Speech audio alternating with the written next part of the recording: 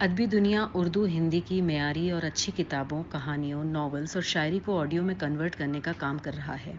हमें इस काम में आपकी मदद की ज़रूरत है क्योंकि बगैर डोनेशन या स्पॉन्सरशिप के इस काम को लगातार यूं ही आगे बढ़ाना मुमकिन नहीं है। अगर आप हमारी मदद करना चाहते हैं तो वीडियो के नीचे दी गई डिस्क्रिप्शन में लिखी डिटेल्स के ज़रिए कर सकते हैं। शुक्रिया। राखी बंद भाई, वृंदावन लाल वर्मा। राजपूताना की दक्षिण पश्चिमी सीमा पर नागौर एक छोटा सा राज्य है। अकबर के शासनकाल में नागौर के राजा वहाँ के एक निकटवर्ती दृढ़ किले में रहते थे। उस समय उत्तर के कुछ भीलों ने राज्य में बड़ी हलचल और बगावत मचा रखी थी। राजा ने भीलों को दबाने के लिए अपनी सब सेना इकट्ठी की। पास ही एक और रजवाड़ा था, उसका नाम राजपुर था। राजपुर में किला भी था। वहाँ के नौजवान और शूरवीर राजा रुद्र सिंह को भी नागौर राज ने युद्ध में शामिल होने के लिए निमंत्रण भेजा। रुद्र सिंह झिलमिलाते हुए कवच, अस्त्र शस्त्र और झीलम धारण कर ससैन्य आ पहुंचा। भीलों को मार भगाना इस वीर के लिए कुछ कठिन काम न था। अकेले सिर्फ इसी के दल ने भीलों को तहस नहस कर दिया। नागौर राज को अपनी तलवार खींचने की जरूरत भी नहीं पड़ी। भीलों को भगाने पर रुद्र सिंह को उन लोगों के शिविर में बहुत सा सोना और चांदी मिली। उन लोगों की कुछ जमीन भी वहां थी। रुद्र सिंह का पराक्रम सुनकर नागौर राज बड़े प्रसन्न हुए, परंतु जब सोना चांदी और जमीन बांटने का वक्त आया तो इन दोनों में अदावत हो गई। रुद्र सिंह ने इस लड़ाई में बड़ा काम किया था और अच्छी वीरता दिखाई थी, इसलिए वो अपना हिस्सा ज्यादा मांगते थे। लोभ के कारण नागौर राज अपनी ही कहे जाते थे। वो रुद्र सिंह को सिर्फ आधा हिस्सा ही देना चाहते थे। इसी खींचातानी में दोनों तरफ से कड़े कड़े शब्दों का प्रयोग होने लगा। अंत में नागौर राज से रहा न गया। बोले, तू मेरे सामने निरा बच्चा है, यदि बहुत बड़बड़ करेगा तो तेरी कुशल नहीं। डरपोक भीलों को हटा देने से बड़ा गर्व करता होगा। मैं अब तक सैकड़ों लड़ाइयों में अपनी तलवार आजमा चुका हूँ, पर तुम्हारी तरह कभी घमंड नहीं किया। तू कल का छोकरा अभी तक युद्ध में कभी कहीं गया नहीं था, इसलिए कल एक जरा सी मुठभेड़ में विजय पाने पर इतनी ऐंठ करने लगा। शायद इस लड़ाई में तुझे अपनी तलवार खींचने का भी काम न पड़ा हो। निकल यहाँ से। एक वीर को क्रोध से पागल बना देने के लिए ये शब्द काफी थे, परंतु रुद्र सिंह ने क्रोध न प्रकट किया। बड़े धैर्य से कलेजा थाम कर उन्होंने कहा, आप मुझसे बड़े हैं, शायद आपने बहुत बार तलवार भी आजमाई है, पर आपके शरीर में उतना लोहू नहीं है जितना कि घमंड है। इसका बदला किसी न किसी दिन जरूर लूंगा। ये कहकर बिना जुहार किए वो वहां से चला गया।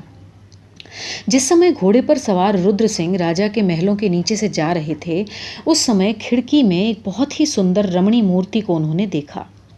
वो इनकी ओर न देखती थी, उसका ध्यान किसी दूसरी तरफ था। रुद्र सिंह ने साहस करके घोड़े की बांग खींच ली और थोड़ी देर उसकी ओर टकटकी लगाए देखते रहे, पर ज्यों ही उसकी दृष्टि इनकी तरफ गई त्यों ही वो शर्माकर भीतर चली गई। रुद्र सिंह ठंडी सांस लेकर आगे बढ़े और सेना साथ लेकर अपने घर चले गए।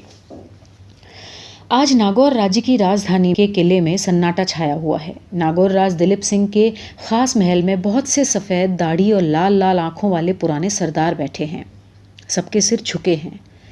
श्मशान सा सन्नाटा छाया हुआ है। सबके चेहरों से उदासी और निराशा टपक रही है।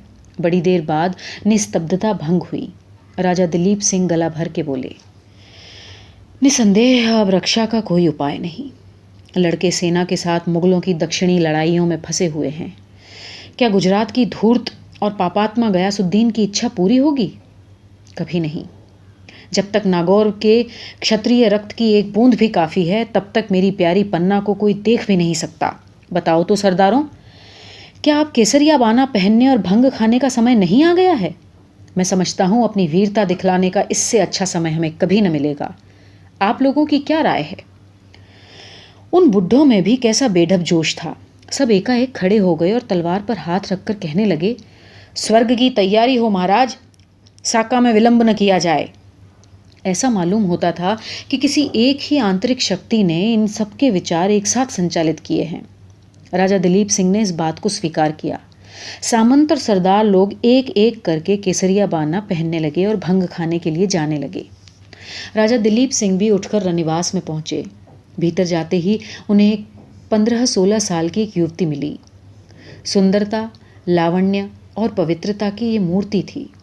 राजा ने आंखों में आंसू भरकर कहा, प्यारी पन्ना, अब हम लोग इस संसार से विदा होना चाहते हैं। बेटी, हम लोगों का मिलाप अब स्वर्ग में ही होगा। साके के सिवा अब कोई उपाय नहीं। जा, माँ से कह दे कि सब वीरांगनाओं को इस महोत्सव के लिए शीघ्र तैयार कर लें। पन्ना बोली, बाबा, साका होगा साका। इतना कहकर हंसती हुई दौड़ी और जाकर पितामही से सब हाल कह दिया। पन्ना की माता उसकी बाल्यावस्था में ही मर चुकी थी। वो अपनी पितामही को ही माँ कहती थी। ये समाचार सुनकर रनिवास की सब ललनाओं के चेहरों पर धैर्य और दृढ़ता की रेखा खिंचाई। उनको इसी दृश्य में छोड़कर पन्ना एक खिड़की पर जा बैठी। वहां से कोसों दूर तक का दृश्य साफ साफ दिखाई पड़ता था। इस समय अस्त होते हुए सूर्य की किरणों से मैदान की हरी घास स्वर्णमय हो रही थी। चहचहाते पक्षी अपने अपने घोंसलों की तरफ जा रहे थे। पन्ना के तेजस्वी नेत्र इस मनोहर दृश्य को छोड़कर बहुत आगे बढ़ गए और कोई 10 कोस दूरी पर एक पहाड़ी पर जाकर ठहर गए। वो इस पहाड़ पर के किले को जानती थी, क्योंकि उसने इसे इसी जगह से कई बार देखा था। एकाएक उसका चेहरा खिल उठा। वो वहां से दौड़ती हुई सीधी अपने पिता के पास पहुंची। दिलीप सिंह ने कुछ कड़ेपन के साथ कहा, ये क्यों? क्या इस समय भी बच्चों का सा खेल शोभा देता है? पन्ना ने बड़े भोलेपन से सीधे शब्दों में कहा, बाबा, यहाँ से 10-12 कोस उत्तर पूर्व की ओर किसका किला है? दिलीप सिंह ने रूखाई के साथ जवाब दिया, राजा रुद्र सिंह का। पर इससे क्या? मैं उनके पास राखी भेजूंगी, पन्ना ने झट उत्तर दिया। पहले तो राजा दिलीप सिंह ने इस बात को स्वीकार करने की साफ नाहीं कर दी। उन्होंने कहा कि वो हमारा शत्रु है, हम विपद के समय किसी शत्रु की शरण न लेंगे। पर जब पन्ना ने विनीत और नम्र भाव से कहा, आपत्ति काल में शत्रुता भूल जानी चाहिए बाबा, फिर वे तो क्षत्रिय ही हैं, इसमें कोई हानि नहीं। बड़ी कठिनाई से राजा ने उसका प्रस्ताव स्वीकार कर लिया। उसने तुरंत एक जरी के काम वाले रेशमी रूमाल में एक रेशम की राखी और पीले चावल रख दिए और अपने एक विश्वस्त नौकर रामलाल के हाथ में वो छोटी सी अमूल्य पेटी दे दी। रात होते ही कमंद के सहारे वो पीछे की दीवार से उतर गया और वहां से चला गया। किले के चारों तरफ गुजरात के बादशाह ने चौकी थाने लगवा दिए थे। थोड़े थोड़े अंतर पर चौकी वाले आग लगा रहे थे। रामलाल बड़ी सावधानी से उनसे बच बचाकर जा रहा था। इस तरह वह 1 घंटे में आधा मील से अधिक न गया होगा कि एक सिपाही की नज़र उस पर पड़ गई। यद्यपि वो बहुत सावधानी से जा रहा था, परंतु चौकी वाले भी कुछ कम चालाक न थे। चौकीदार ने डांट कर पूछा, कौन जाता है? ये शब्द जंगल भर में गूंज उठे। इससे सब चौकी वालों के कान खड़े हो गए। इन भयंकर शब्दों को रामलाल ने भी सुना। वो बड़ी तेजी से भागा। सैकड़ों घुड़सवार पकड़ो पकड़ो, मारो मारो चिल्लाते हुए इधर उधर दौड़ने लगे। रामलाल भागकर निकल जाता, पर उसका मुड़ासा छूटकर गिर गया। मुड़ासे की तो कोई चिंता न थी, पर पन्ना का भेजा हुआ अनमोल संदेशा उसी में रखा था। उसके छोड़ने से सब काम बिगड़ जाता। यही सोचकर आत्मत्यागी और निर्भय रामलाल पीछे लौटा। थोड़ी दूर मुड़ने पर उसे मुड़ासा मिल गया, परंतु सामने ही एक साइस एक चंचल और गठीले घोड़े को थामे हुए खड़ा था। उसके सामने से बचकर निकलना मुश्किल था। साहसी और धीर रामलाल ने सब काम बना लिया। वो निश्चिंतता के साथ उस साइस के पास गया और कहने लगा, आह भाई, तुम्हें बड़ी तकलीफ हो रही है, घोड़ा बड़ा पाजी है, लाओ हम इसे टहलाते हैं, तब तक तुम आराम करो। आलसी साइस ने बड़ी खुशी के साथ उसे कसे कसाए घोड़े की बागडोर सौंप दी। रामलाल घोड़े को धीरे धीरे टहलाने लगा। टहलाते टहलाते वो उसे थोड़ी दूर ले गया, फिर तो एक उछाल मारने का काम भर था। रामलाल बड़ी फुर्ती के साथ घोड़े पर चढ़ गया और एंड लगाकर साइस की आंखों की ओट हो गया। साइस हल्ला मचाने लगा। तब शत्रु पक्ष के घुड़सवारों ने उसका पीछा किया, पर सब व्यर्थ। रामलाल कुछ कच्चा अश्वारोही न था।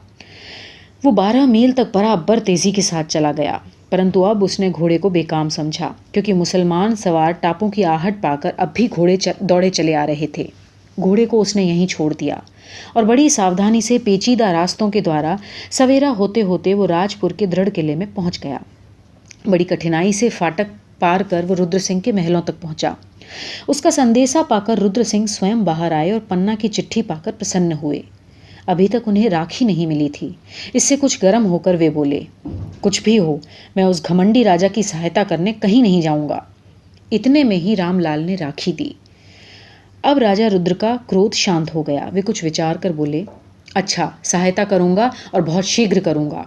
फिर उन्होंने अपने मन में कहा, अब मेरा बदला पूरा होगा।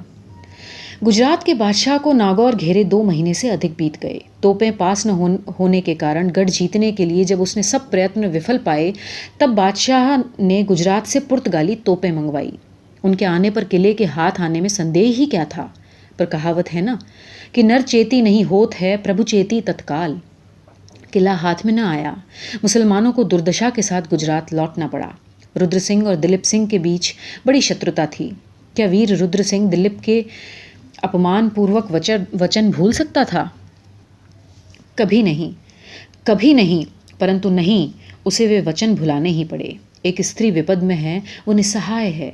उसने एक वीर से अपना रक्षक बनने की प्रार्थना की है और फिर राखी भेजकर उसे अपना भाई भी बना लिया है। शिव शिव, इस पवित्र बंधन को कौन तोड़ सकता था?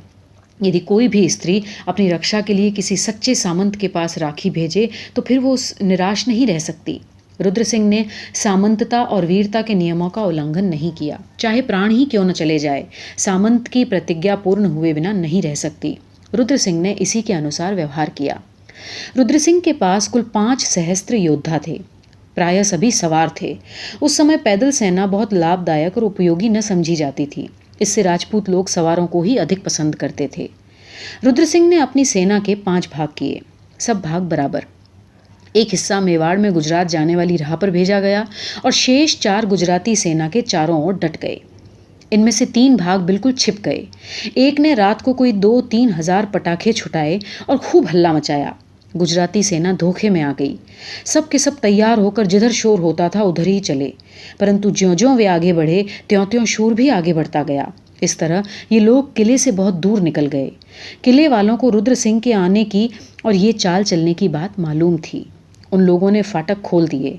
कोई 500 कट्टर राजपूत किले के पास वाली मुसलमानी सेना पर टूट पड़े। उधर उस भूली हुई सेना पर तीनों तरफ से छिपी हुई सेना टूट पड़ी और जो सेना इन्हें धोखे में डाल चुकी थी वो भी लौट पड़ी। गुजराती सेना बहुत थी, परंतु अचानक आक्रमण, राजपूतों की कट्टर वीरता और बादशाह की कायरता के कारण उन लोगों के पैर उखड़ गए। उधर 5वीं टुकड़ी ने भी अपना कर्तव्य पूरा किया। थोड़े से सिपाहियों की रक्षा में बड़ी बड़ी तोपें गुजरात से आ रही थी। बारूद और गोले साथ थे। गोलंदाज पुर्तगाली थे, परंतु भाग्यवश रुद्र सिंह की टुकड़ी घाटी के ऊपर थी। इससे उसे जीतने में कोई विघ्न न हुआ। इस तरह बड़ी अप्रतिष्ठा और दुर्दशा के साथ गुजराती सेना नागौर को पीठ दिखाती हुई भाग गई। रुद्र सिंह ने वीरता और चतुराई से नागौर को बचा लिया। आज नागौर में एक बड़ा उत्सव हो रहा है। शहनाई, नगाड़े, शंख इत्यादि आनंद के बाजे बज रहे हैं। नगर में कीर्तन हो रहा है। आज नागौर का पुनर्जन्म हुआ है। इसी उत्सव और आनंद के बीच रुद्र सिंह अपने कट्टर योद्धाओं के आगे आगे राजमहल की ओर आ रहे हैं। उनके तेजस्वी चेहरे से शूरता, वीरता, पराक्रम और उमंग टपकी पड़ती है। उनकी आंखें एक तरफ टिकी हुई है। उनके दोनों तरफ जो लोग जुहार करने को खड़े हैं, उनकी उन्हें खबर भी नहीं। एक बार उन्होंने एक मोहनी मूर्ति को राजमहल की खिड़की पर देखा था। आज भी उनका ध्यान उसी ओर लगा हुआ है। धीरे धीरे ये सामरिक जलसा उसी खिड़की के नीचे पहुंचा। पहले की सी एक झलक फिर दिखाई दी, परंतु अब की बार झलक में बड़ा अंतर था। जिसे रुद्र सिंह देख रहे थे उसके मुखमंडल पर निराशा, उदासी और हार्दिक वेदना के काले बादल छा रहे थे। ये पन्ना थी। रुद्र सिंह इसे पहचानते न थे। वे पन्ना के केवल पूर्व परिचित मुख को पहचानते थे। थोड़ी देर में वे राजमहल में बुलाए गए। पन्ना के राखी बंद भाई से रनिवास में भी किसी को पर्दा न था। राजा ने अपने पूर्व अपराध की क्षमा मांगी। जिसमें क्षमता होती है वह अवश्य क्षमा करता है। रुद्र सिंह राजा को क्षमा कर और उनका आदर सत्कार ग्रहण कर रनिवास में गया। परंतु हाय, यहाँ पहुंचकर उनके हृदय पर वज्रपात हुआ। जिस मूर्ति को हृदय में रखकर वे आकाश में कोट बांधते थे, वो स्वयं पन्ना थी जिसने राखी भेजी थी। वो तो बहन हुई। हृदय का वो बबूला वहीं बैठ गया। परंतु उसका आघात इतना कठोर हुआ कि राजपुर नरेश ने इस संसार को असार समझकर स्वर्ग का रास्ता लिया। पन्ना के लिए भी ये संसार दुखमय हो गया। मालूम नहीं करुणानिधि जगदीश्वर ने इन दोनों का क्या न्याय किया।